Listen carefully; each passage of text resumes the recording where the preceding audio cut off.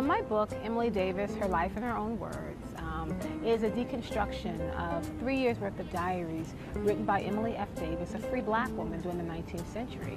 So not only do I include a transcription of all 3 years of the diaries, I also reconstruct her life as close to what it might have been like, what she might have encountered when she walked down the street, thinking about some of the sermons she might have heard when she sat in a particular church underneath a certain pastor. So I tried to be true to her story with adding a little bit of my own style of writing so that it is more readable and it's more interesting, I think.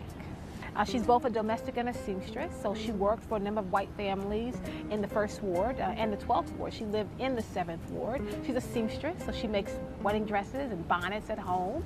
And she's living out her life on this canvas in Philadelphia. So it's interesting to see what else was happening during the Civil War outside of the war and all the tension around enslavement.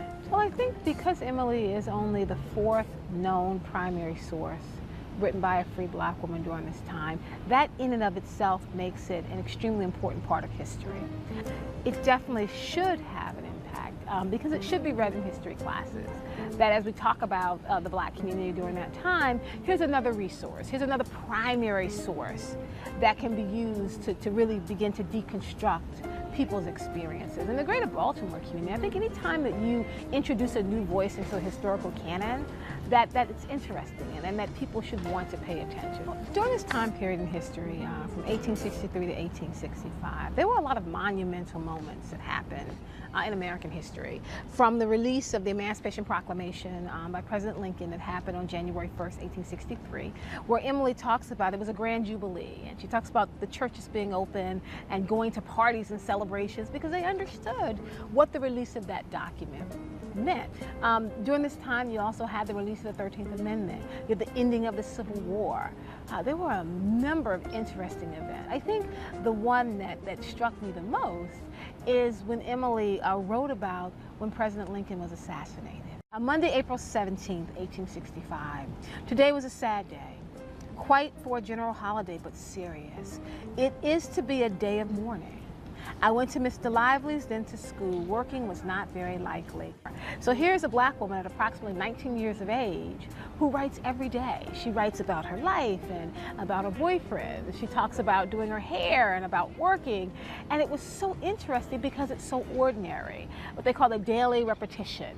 She just talks about the ordinary things happening, but at an extraordinary time in history. Who else is talking about life during the Civil War? She was also a genteel woman of that time. She took guitar lessons and learned how to play the piano. Like, that's interesting to me. We don't know the full extent of what happened during the Civil War in different communities. EmilyDavis' story fills one of those gaps because it tells us what was happening in the young, free black community. They were not talking about the war in every conversation. They were not selling goods to raise money for the colored troops. She was living her life. She was working. She was having relationships. She was going to the wharf and getting ice cream. She was every day. She was more similar to us than different. And that's why her story is unique and why I think it should be read and shared. It's a new voice. And we should also welcome a new voice and accept a new voice into the historical canon of black women.